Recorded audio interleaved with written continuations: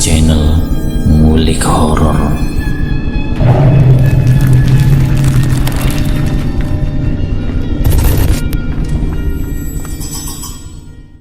Assalamualaikum warahmatullahi wabarakatuh. Jumpa kembali di channel Ngulik Horor. Channel ini menceritakan tentang kisah-kisah misteri. Pada kesempatan kali ini saya akan membawakan kisah misteri yang ditulis oleh Edna Villa. Oh iya, di dalam cerita ini nama dan tempatnya disamarkan semua ya, untuk menjaga privasi pihak yang terlibat di dalamnya. Yuk, daripada kita lama-lama, langsung saja kita simak ceritanya. Bismillahirrahmanirrahim. Kali ini saya akan membawakan kisah misteri yang berjudul Ritual Pesugihan Pocong. Seperti apa kisahnya? Mari kita kulik ceritanya. Di kesempatan kali ini, ada satu kisah yang dimana narasumber ini saksi dari seorang pelaku pesugihan. Dalam perjalanan hidup pasti ada momen dimana harus menghadapi masalah. Pengalaman baik, buruk, dan tidak mengenakan dapat datang kapan saja, dan datangnya pun karena sejumlah alasan, mulai dari keluarga, pekerjaan, maupun yang lainnya. Yang namanya hidup juga tidak selamanya akan indah. Seperti yang dialami pelaku pesugihan ini, dia mengalami musibah yang mengakibatkan dirinya menyesal. Sebut saja Wandi, dan si pelaku pesugihan sebut saja namanya Hendri. Awal ceritanya, Hendri mengajak Wandi untuk menemani dirinya. Kebetulan waktu itu Wandi tidak ada kerjaan. Dia langsung saja mengiyakan ajakan dari Hendri. Entah Hendri meminta diantar kemana, karena dia hanya mengatakan, "Wan, ayo antar aku ke salah satu tempat yang jaraknya jauh dari desa ini." Bahkan untuk menuju ke tempat itu membutuhkan waktu 3 jam dengan menggunakan sepeda motornya. Wandi yang sama sekali tidak tahu arah tujuan mau kemana, dia hanya mengikuti Hendri saja. Namun ada hal yang tidak diduga oleh Wandi. Hendri benar-benar sudah gila. Dia meminta diantar. Oke, Wandi antar. Tapi kenapa tempat yang ditujunya ini ternyata adalah tempat untuk mencari kekayaan? Hendri sampai di sebuah rumah yang terbuat papan kayu yang dikelilingi itu hutan pinus.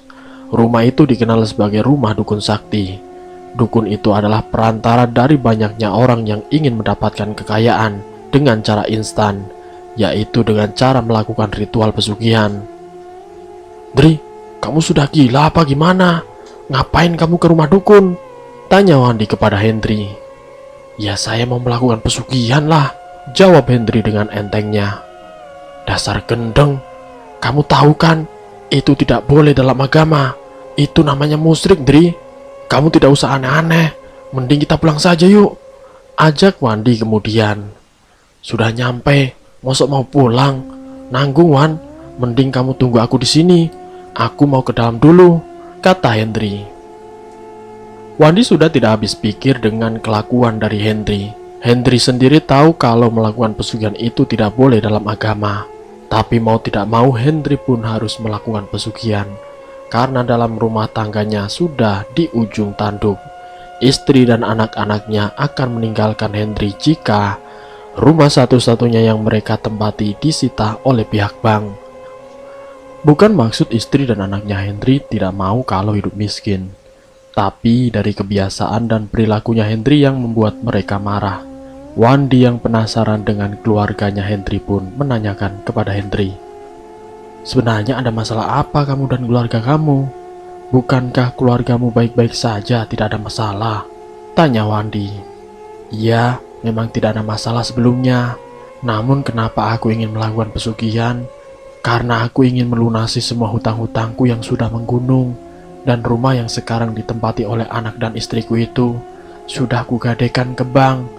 Aku sadar kalau ini salahku, dan yang membuat mereka marah besar itu karena uang hasil dari gadai rumah itu aku gunakan untuk melunasi hutangku, karena aku kalah judi dengan temanku," jawab Hendri menjelaskan. Wandi yang mendengar ucapan itu pun tidak bisa berbuat apa-apa. Kalau mau bantu pun Wandi sendiri banyak kebutuhan yang harus dicukupi. Dari masalah itulah membuat Hendri harus segera mendapatkan uang yang banyak untuk melunasi hutang piutangnya. Sementara usaha yang dilakukan Hendri pun sedang ada masalah. yang membuat penghasilannya saat itu sangat turun drastis. Singkat cerita, Henry yang menemui dukun dan menyampaikan hajatnya untuk melakukan pesugihan. Sang dukun itu pun sudah paham dengan apa yang sedang dialami Henry. Apapun keinginanmu, itu masalah gampang. Yang penting kamu siapkan syarat-syaratnya, ungkap sang dukun. Syaratnya apa, Mbah? Tanya Henry. Untuk ritual yang harus kamu lakukan itu selama 3 hari 3 malam, dan kamu harus bertapa. Namun sebelum kamu melakukan pertapaan, kamu harus siapkan maharnya, jelas sang dukun. Loh, mahar untuk apa, Mbah? Tanya Henry dengan polos. Untuk menyiapkan segala keperluan ritualmu, dan mahar itu totalnya 10 juta, yang nantinya uang itu akan saya gunakan untuk membeli minyak yang harganya itu tidak murah. Kamu harus menyiapkan uang 10 juta itu secepatnya. Dukun itu pun menjelaskan kepada Henry panjang lebar. Kenapa maharnya banyak sekali, Mbah? Tanya Henry keheranan. Kalau kamu tidak sanggup, kamu tidak usah melakukan ritual di sini. Silakan kamu cari tempat lain, ungkap Mbah Dukun kepada Henry. Saat itu juga Henry yang mendengar ucapan Mbah Dukun itu sempat bingung karena dia tidak punya uang sebanyak itu. Setelah Henry berdiskusi dengan Wandi, akhirnya Henry menyetujui apa yang disyaratkan dengan mahar yang harus dibayar kepada Mbah Dukun untuk bisa melakukan ritual pesugihan. Di keesokan harinya, Henry datang lagi ke rumah Mbah Dukun dengan membawa uang 10 juta dan 1 ekor kambing. Setelah semuanya diserahkan, Henry disuruh mandi kembang di belakang rumah sang dukun. Selesainya mandi kembang, Mbah Dukun menjelaskan tata cara dan mantra yang harus dibaca saat melakukan ritual pesugihan. Wandi yang menemani Henry diminta untuk pulang dan menjemput Henry 3 hari lagi. Singkat cerita, setelah 3 hari itu tiba, Wandi pun menjemput Henry di rumah sang dukun. Namun rumah sang dukun itu ternyata sedang sepi. Loh, kok sepi? Pada kemana orangnya? Apa mungkin sedang melakukan ritual? Pikir Wandi saat itu. Tapi setelah 3 jam menunggu di teras rumah, tidak ada orang yang keluar. Sampai malam pun rumah Mbah Dukun itu sangat sepi. Tidak ada tanda-tanda kalau ada orang di dalam rumah itu. Ini katanya hari terakhir Henry selesai ritual, tapi kok tidak keluar-keluar, itu kemana? Wandi pun tetap menunggu hampir seharian.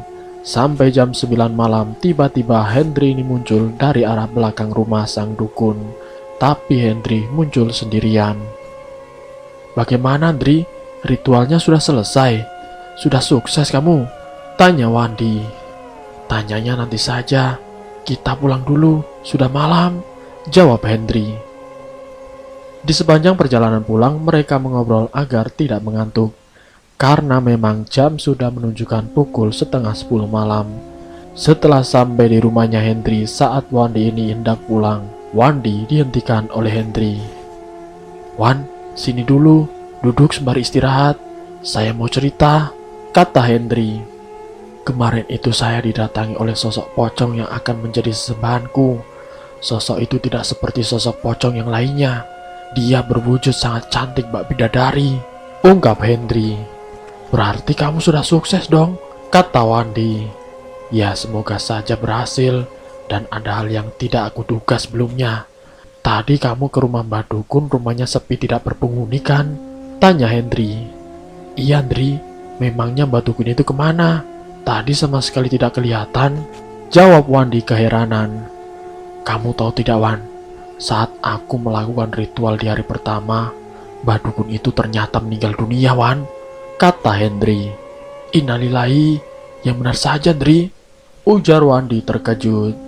Iya, Wan, dan dia berpesan, katanya aku harus tetap melakukan ritual pesugihan itu, dan di hari ketiganya, aku ditemui oleh sosok pocong yang akan menjadi sesembahanku. Katanya dia tidak akan mengambil tumbal dari orang-orang terdekatku, jelas Henry. Singkat ceritanya, setelah melakukan ritual yang sesat tersebut, Henry akhirnya mendapatkan keinginannya, yaitu mendapatkan harta melimpah. Tidak butuh waktu yang lama, usaha yang dijalani kembali berkembang dan menghasilkan keuntungan yang berlipat ganda. Satu persatu pun hutangnya dilunasi, mulai dari hutang ke tetangga, hutang ke sanak saudara, dan terutama hutang ke pihak bank, agar rumah yang dimilikinya tidak disita. Hari demi hari usaha kiosnya semakin berkembang. Istri dan anaknya sama sekali tidak tahu apa yang dilakukan oleh Hendri. Kebiasaan Hendri yang tidak boleh ditinggalkan saat Jumat Kliwon adalah ritual. Hendri harus melakukan ritual pesugihan di salah satu bilik kamar di rumahnya. Tapi sebelum itu ada beberapa syarat yang harus dipenuhi. Pertama, dia harus bersedia melayani pocong setiap malam Jumat Kliwon di kamar khusus. Kedua, dia tidak boleh sampai lupa menyediakan sesaji pada waktu-waktu tertentu. Bila semua syarat telah dipenuhi, pocong itu akan siap sedia membantu usaha yang dijalani Hendri. Dan pocong itu pun memberikan sebungkus kain yang berisi uang yang jumlahnya jutaan. Tidak hanya syarat yang harus diperhatikan, tapi ada larangan yang harus Hendri ingat. Seperti yang kita tahu, bila melakukan perjanjian dengan pocong akan ada resiko yang didapatkan. Iblis yang tidak berperi kemanusiaan tidak akan begitu saja membantu manusia tanpa upah. Walaupun sosok iblis itu sendiri yang pernah berkata, yang katanya pesugihan ini tidak memakan tumbal, namun itu hanyalah tipu daya iblis agar manusia masuk ke jeratannya dan menduakan sang pencipta. Terlebih lagi perjanjian ini tidak bisa dibatalkan. Setiap malam Jumat Kliwon, Hendri ini akan berpakaian rapi seperti menyambut seorang tamu. Kemudian dia akan masuk ke dalam kamar khusus yang sudah disiapkan. Si pocong akan berubah menjadi wanita cantik dan siap dilayani. Namun meskipun menjadi wanita cantik, tetap saja dia adalah pocong. Dan bila syarat-syarat pesugihan pocong tadi tidak dilakukan, resikonya adalah Hendri akan kehilangan orang tersayang sebagai tumbal, baik itu anak, istri, orang tua, atau nyawanya sendiri. Singkat ceritanya, sepandai-pandainya menyimpan bangkai, suatu saat baunya akan tercium juga. Serapi apapun bangkai tertutup, tetap saja bau busuknya akan menyebar kemana-mana. Begitupun kebohongan dan kecurangan, meski disembunyikan suatu saat akan terbongkar. Sama halnya dengan Hendri yang melakukan ritual pesugihan di kamarnya. Tepat malam Jumat Kliwon, istrinya Hendri yang baru pulang dari pengajian. Saat itu Hendri dan anaknya sudah tertidur, sehingga sampai lupa mengunci pintu rumahnya. Tapi saat sampai di ruang tengah dan di dekat kamar yang biasa digunakan untuk menaruh barang-barang, istrinya Hendri mendengar sesuatu yang aneh. Suara itu lirih sekali, tapi ia seperti mengenali siapa yang mengucapkan kata-kata yang berulang-ulang menyerupai pembacaan mantra. Tiba-tiba datang hembusan angin yang entah dari mana datangnya. Istrinya Hendri yang penasaran dengan suara itu pun mulai mendekati ruangan itu, sampai dibuat merinding bersamaan dengan datangnya tiupan angin malam. Istrinya Hendri yang penasaran dengan suara itu pun mulai mendekati ruangan itu sampai dibuat merinding bersamaan dengan datangnya tiupan angin malam. Sementara dari dalam kamar, istrinya Hendri masih mendengar suara yang mengucapkan mantra berulang-ulang. Tiba-tiba terdengar suara seperti benda jatuh. Setelah itu suasana kembali sunyi. Malam Jumat Kliwon itu seperti malam yang sangat mencekam, tidak seperti biasanya. Kesunyian malam yang sangat terasa ditambah dengan suara aneh di dalam kamar yang terletak di pojok belakang, dan aroma kemenyan sangat menyerbak di indera penciumannya. Saat istrinya Hendri memberanikan diri untuk mengintipnya dengan langkah pelan takut ketahuan, ternyata di dalam kamar itu terdapat suaminya yang sedang menghadapi sebuah benda yang terbungkus kain putih menyerupai wujud pocong. Tidak kalah kagetnya saat benda menyerupai pocong itu dibuka, ternyata di dalamnya berisi uang tunai yang jumlahnya menggiurkan karena saking banyaknya. Istrinya Hendri yang melihat itu seolah tidak percaya dengan apa yang dilihatnya. Tapi rasa penasaran membuat keberaniannya muncul untuk mengetahui apa yang sedang dilakukan suaminya.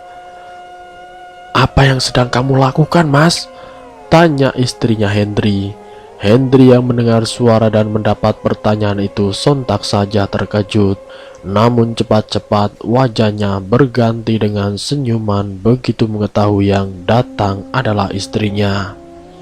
"Kita kaya raya, Bu. Kita kaya raya. Lihat ini, semuanya adalah uang. Tidak apa-apa dulu usahaku hampir bangkrut, tapi usahaku sekarang berkembang lagi. Dan kita bisa menjadi kaya raya dengan uang ini. Dan kita bisa mengembangkan kios kita agar lebih banyak lagi, Bu," ucap Hendri meyakinkan kepada istrinya. "Jadi selama ini diam-diam kau memuja pesugihan pocong, Mas? Berarti benar dugaanku selama ini. Mana mungkin kamu bisa melunasi semua hutang piutangmu dengan uang hasil jerih payahmu sendiri," kata istrinya. Hendri yang mendengar perkataan istrinya ini, ia hanya diam, seperti mengiyakan atas semua yang telah terjadi. Istrinya sangat tidak setuju dengan apa yang dilakukan suaminya yang menghalalkan segala cara untuk mendapatkan kekayaan.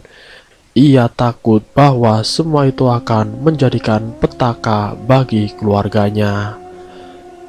Namun ia tidak bisa berbuat apa-apa sebab semua sudah dilakukan oleh suaminya. Dan penyesalan itu semakin mendalam saat anak sematawayangnya mengalami sakit-sakitan. Matanya yang cekung dan menghitam ini sangat jelas di mata anaknya Hendri.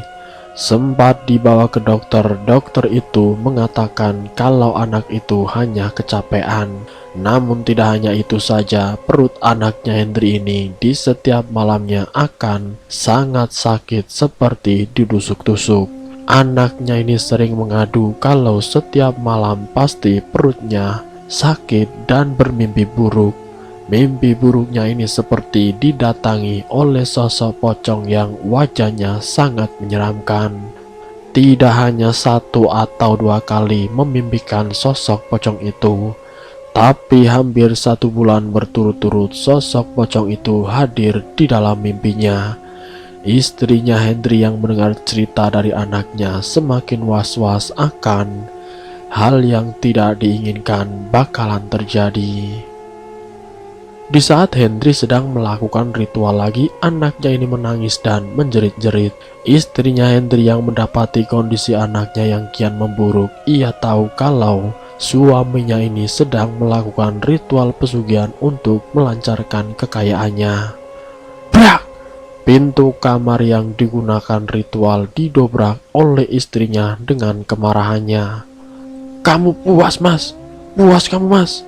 Anakmu sakit itu gara-gara ritual pesugihan itu," bentak istrinya Hendri. "Apaan sih kamu? Pesugihan ini itu tidak memakan tumbal," jawab Hendri. "Itu hanya akal-akalan iblis saja, Mas. Lihat kondisi anakmu. Dia selalu menjerit ketakutan setiap malamnya dan selalu didatangi pocong," kata istrinya Hendri. "Itu hanya mimpi buruk, Bu. Kamu tidak usah mengada-ngada," ujar Hendri. "Kalau kamu tidak percaya, aku akan panggil Pak Ustadz untuk kemari." Istrinya Hendri yang sudah tidak kuat dengan perilaku suaminya yang sudah bersekutu dengan iblis, ia langsung bergegas ke rumah Pak Ustadz yang jarak rumahnya hanya memakan waktu 5 menit saja.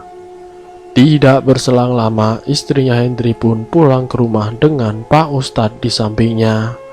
"Mohon maaf, Pak. Tolong anak saya, Pak. Dia selalu mengadu kesakitan dan selalu mimpi buruk," ujar istrinya Hendri. "Boleh saya melihat keadaan anaknya, Bu?" jawab Pak Ustadz.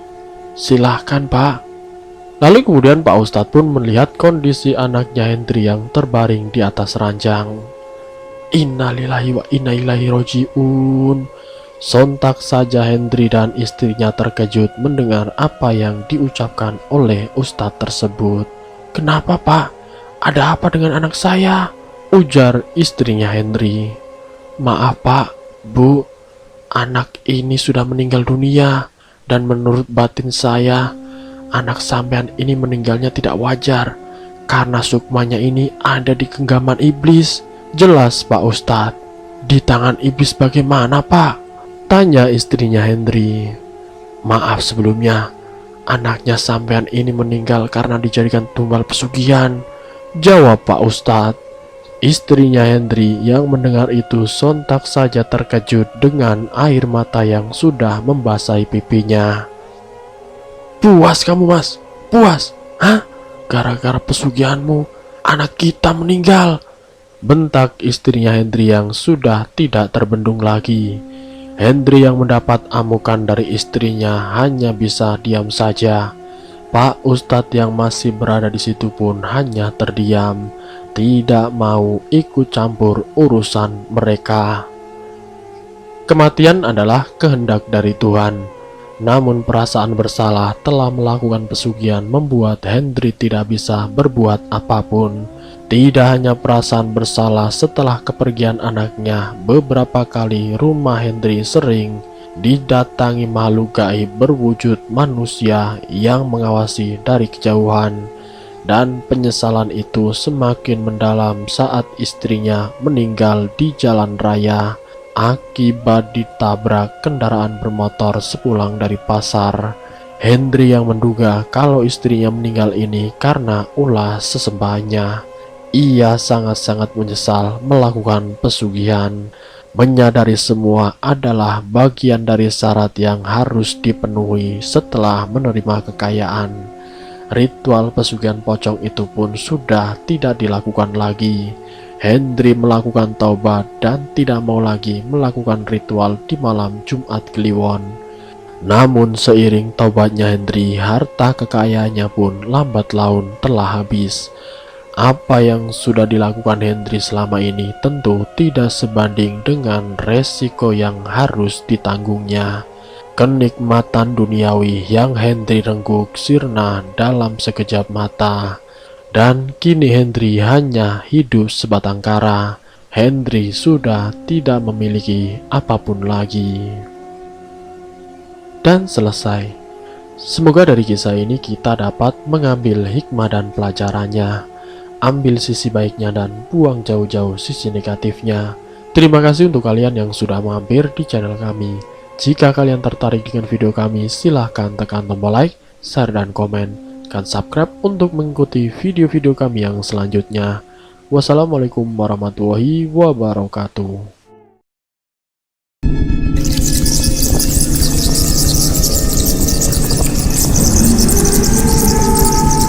Selamat datang di channel Ngulik Horor.